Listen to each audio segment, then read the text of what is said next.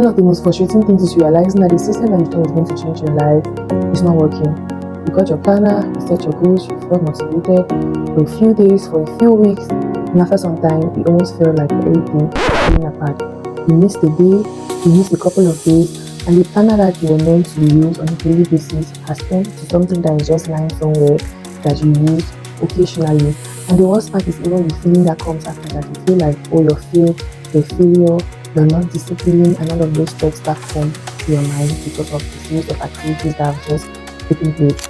Now, the truth is, most planning systems do not fail because you are lazy, they fail because they were not designed for real life. And so in this video, I'm going to tell you exactly why your planning system is failing and what are the exact things that you're supposed to adjust to make it work for you. So if this is something you're interested in learning, do not to watch the video right to the very end. Now, the truth is, planning is almost always presented like the most important thing. And of course, planning is important, but there's something that we often don't take into consideration. Yes, it's good to plan, but the problem is some people plan unrealistically. This means that the plans that they make for themselves are based on their ideal selves. They are still a human being who has interruptions, who is stressed out sometimes, who has things that, obligations that can just pop up at any time. And so instead of building a planning system around your ideal self or a perfect lifestyle, you're supposed to build a planning system around your real life. So around the things that are actually happening in your life. If not, over time you're going to see that it's not going to be sustainable and you're going to just feel like you cannot get things done. But it's because you planned unrealistically and you're not taking into consideration your actual situation. The first mistake that people make is over planning, like scheduling something for every hour of the day. And yes, I used to be that person. I used to be the person that says that don't leave any extra time, like allocate every time of the day to something. Even if you have to eat, you allocate time for that. If you have to sleep, you allocate time for that. If you're in a taxi going somewhere, you allocate time for that. And over time, I've gotten to understand that when your planning system is too rigid, it is going to almost always break down and you're going to feel like you failed. That's because it is too rigid that there's no way for it to even move slightly. There's no way for you to make any slight adjustments. Now, I believe that what you should be doing is having a planning system that is flexible. And I'm going to go more in depth into this particular aspect. But when your planning system is flexible and you don't plan for 100% of the time that you have, you plan for like 70%, it means that if you have things that come up during the day, because you have that extra 30% that you do not use, that you do not plan, then it's going to be able to fill up the spaces where you had things that distorted your program, and you're still going to be able to follow through your program just because you had that buffer time, as opposed to fitting something into every hour. And then when you have situations whereby things come up unexpectedly, you're not going to be able to handle it because of the rigid plan that you have for yourself. Another mistake is relying on motivation. Motivation is going to get you started, and motivation is not going to keep you going. What's going to keep you going is discipline, is consistency. Yes, it's good to be motivated, like, oh wow, I'm going to do this, I'm going to do that. But if you rely only on motivation, when you're going to pick up in the morning and you feel like, oh my god, I just want to go to bed, I just want to go back to bed, I just want to sleep, I don't want to do anything, and you're not motivated, it means you're not going to get anything done because you're going to sleep and say, oh, today I'm not feeling like it. But discipline and consistency means that no matter what, you tell yourself that this is what I'm working on. So, regardless of how I'm feeling, I'm going to force myself, I'm going to push myself to do what I have to do. So, it's so important that you don't solely rely just on motivation. Some people treat their plans like it's just a one time activity. You've done it and you're not going to make any changes to it again. And if you treat your plan like that, you're going to feel that, okay, I'm not really able to do certain things, but your plan can always be adjusted over time. As time is going on, you can make changes, you can swap things because it is to serve you. Your plan serves you. You are not the one serving the plan. So you should be able to give yourself the grace to be able to make changes, adjust things so that it fits the particular situation that you find yourself in at the moment. You are not lazy, you are just overwhelmed. You have so many things going on in your mind that you have to do, and you don't even know where to start from. That is why I created the Goal Digger Planner. It is your own personal accountability partner that's going to take you through a journey of, first of all, getting clear on your vision, setting your long-term goals, breaking them down into small objectives, and tracking your progress. If you need a system that is going to help you to move forward, then this is exactly what you need. So if you're interested in getting yourself a set, do well to click the link in bio. And if you're coming from this video, you're going to be getting a 10% off if you use the discount code on your screen. So don't hesitate to get your set right now and start your journey of becoming a better version of yourself. Now let's get back into the conversation. So to be able to fix your failing planning system, these are the four main elements that you're supposed to take into consideration. We have alignment, simplicity, flexibility, and consistency. First things first, alignment. Alignment means that the plan that you're setting for yourself has to align with the kind of lifestyle that you're currently living. Some things that happen is that you can maybe search a video online, you watch this really beautiful morning routine of this particular person. She wakes up at this time, she has her breakfast, she does this, she does that, and then you immediately copy and paste. So it means that you copy somebody's routine, which is based on her lifestyle, and you paste it to be your own routine, which is nothing close to the kind of lifestyle that you have. So obviously, you're going to try to make it work for maybe a few days, or even if you get past a few weeks, but after that, you're going to break because it does not align with your own actual lifestyle. It does not align with the kind of things that you do. Because you have taken somebody's plan, what you're supposed to do is sit down and try to come up with a plan that aligns with the life that you live, such that your plan is going to be in accordance with the things that you do, and your plan is not just going to be a random thing that you just want it to look beautiful, like what you saw online, and then you're trying to craft this really perfect plan. Obviously, that kind of planning system is doomed to fail because it's not based on you, your personality, and your lifestyle. So, in your real life, you have things like, I mean, unplanned activities that come up during the day. You have maybe even your mood swings.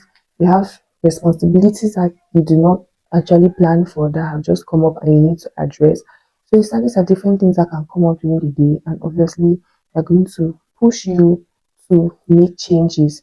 You don't have to treat your life as this very ideal thing. Meanwhile, you know that these are kind of situations that can come up.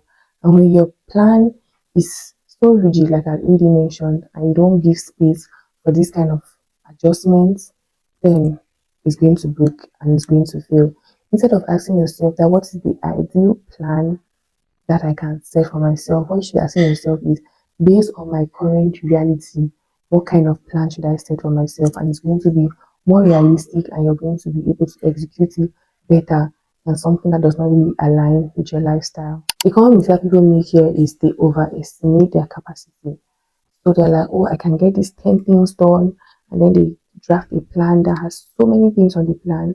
Meanwhile, in reality, based on their lifestyle, their energy, and everything that they do, they can realistically get 5 things done. So imagine somebody that puts a list of 10 things on their list and they only get 5 out of those 10 things done. Though, I mean, it's going to push you to feel like, oh, I'm a failure because how could I not get everything on my plan done? It's because it was unrealistic. You, as the person that you are, cannot get 10 things done in a day. And so you're supposed to set your plan according to your reality. And one thing that you can do is actually, you can take time for a few couple of days and really track. Like you don't make any changes to your plan yet, to the plan you're following at the moment yet, but you just track your activities. Like, okay, what are you able to do? What are the things that you're not able to do? Like just track all of that over a period of time so that you can now be able to be the judge of what you can actually do and what you cannot do. Then now you're going to be able to get from that data that you've collected, be able to set now a realistic plan for yourself. And that way now is going to be easier for you to follow through with it. Flexibility. Flexibility means that your plan can be able to absorb distortion and not collapse. Just like what I was saying about the fact that when you set yourself a plan, instead of occupying every single hour of the day, what you can do is like occupy 60 to 70%. Don't try to crowd your plan and say, oh, I must get this done, because it may instead lead you to breaking down. So if you're able to occupy 60 to 70% of your plan, it means that your plan is flexible, because no matter what comes up during the day, you have some spaces that you can be able to use to fill it in and still be able to get the major things that you had planned for the day done. So it's so important to have a flexible plan, because when your plan is not flexible, this is often what is going to lead your planning system to fail, because you have not allocated time to actually, you know, be able to handle things that just come up that were not planned for. And that's always the case. We always have things like that. And if you don't allocate time for it, then it's going to almost always distort your program. Now we have simplicity. Simplicity means that your plan is so easy to use that even on the days where you're so tired, you can still be able to follow through with it. Because some people often put a kind of planning system in place that you need to, there are so many sections that you have to fill, there's so many things that you have to write, there's so many, so it just makes it so complicated that you cannot always use it, because on a day where you're feeling tired, you're feeling down, you just think about there's so many things that you have to do, there's so many sections that you have to fill, and you just almost like, oh my god, I cannot be able to deal with this today. But if you have a planning system that is simple, easy to do, straightforward, you just write what you have to write, the main things that you have to write, and you're good to go. When it is simple, you'll be able to easily follow through with it. So it's so important to keep your planning system straight to the point, not complicated. Now we have consistency. As opposed to what people often think about consistency, almost like, okay, consistency means that you're going to do it every day, every day, every day, without stopping it, without. Consistency means that even on the days where you fall down, you pick yourself up and you continue the next day, because nobody is a perfect human being. Sometimes we fall short, sometimes we make mistakes, sometimes we don't really act the way we that really wanted to act. And now the difference is that when you encounter such blockage, what do you do? Do you cry, lament, or tell yourself how you're a failure, you cannot do anything, you cannot follow through with anything? Or do you tell yourself and remind yourself that, okay, there are always going to be days like this, but I'm picking myself up and I'm going to continue with what I started, even though I had a bad day? Because what you should not let happen to you is that you live a bad day, sometimes a bad week, a bad month, and then a bad year. So let a bad day be a bad day, and the next day intentionally say it's going to be a good day, because you're going to do what you're supposed to do. Because if you leave yourself to, remain on the ground every time you fall, every time you're not able to do a particular thing, obviously you're not going to be able to move things forward, because every little blockage that you have, you remain down and you don't try to get yourself up to continue doing what you have to do. So it's so important that you should keep this ideology about consistency, of not just being perfect in everything, but even when you fall down and you're not able to get it done, you wake up and you do what you have to do. Wasn't the video talk about this amazing opportunity for business owners? Are you a business owner looking to expand, or are you even still looking to start your business and you're struggling with how to get really, really affordable products for your business? Then this is the right opportunity for you. I've put together a course that's going to teach you how to import from China all by yourself. You'll get access to really affordable suppliers. You'll be able to customize your products to your exact taste. I mean, this is really, really something that every business owner is going to love and is going to profit them so much. In addition to that, you'll be learning how to import from other countries like Nigeria, the US, the UK, and of course, I'm also going to attach a business course to the entire importation course, just so that you don't just get products, but you're able to launch your business in the right way. So if this is something that you're going to be interested in, click the link in bio to get access. Back to the conversation.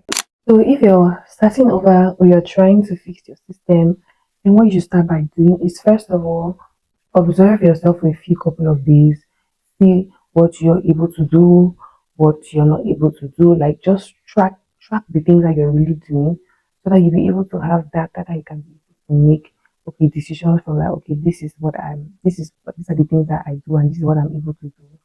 Now, don't overload yourself with so many tasks. Don't overload yourself with, okay, I'm going to do 10 things.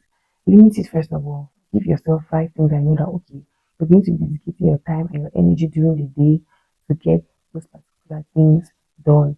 And now give yourself like a particular format to follow.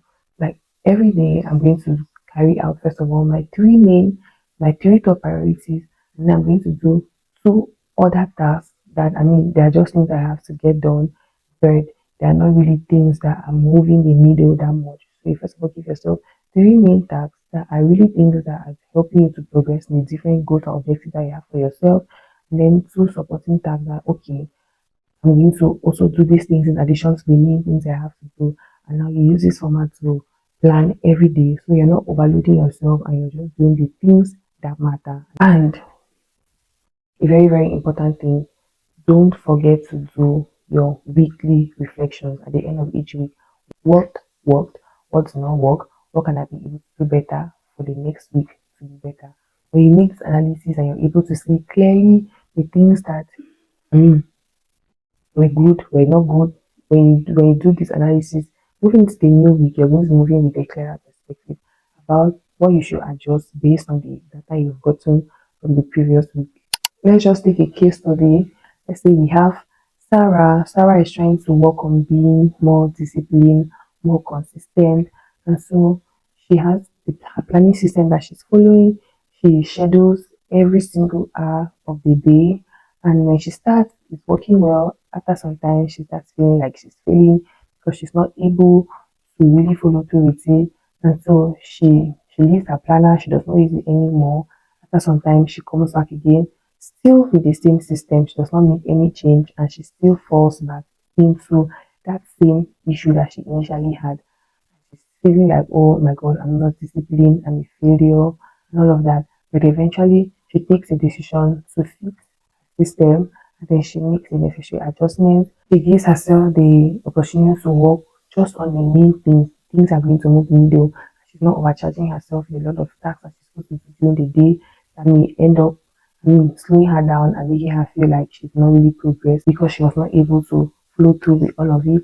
And so she adjusts her system like this, and over time she sees that okay, it was not really a problem of her not being disciplined or having inconsistent. There was a problem of the system that she was trying to follow, which was not really adapted to her life and which was not flexible. And at the end of the day, she realized that it was just a problem of designing her system properly.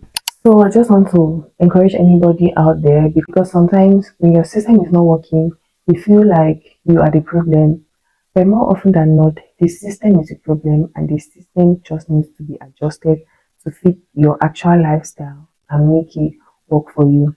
So take the decision right now to adjust your system. Don't be rigid, be flexible, consistent. Let the system be simple, simplicity, easy to follow. Let it align with your lifestyle, and you're going to see that there's going to be a huge difference in, the things that you said you're going to do, progress on your goals and your objectives because you were just able to change your planning system just a little bit. Your planning system is not meant to control you, but it's meant to support you. Keep this in mind, and if this video helped you to rethink, to change your perspective, and to see a new way that you can be able to go about things that are going to be more profitable for you, then please don't forget to like the video, drop a comment if you have anything to say or if you have any questions to ask. Share this video with your friends that you know is going to help them to do better. And see you in the next video. Ciao.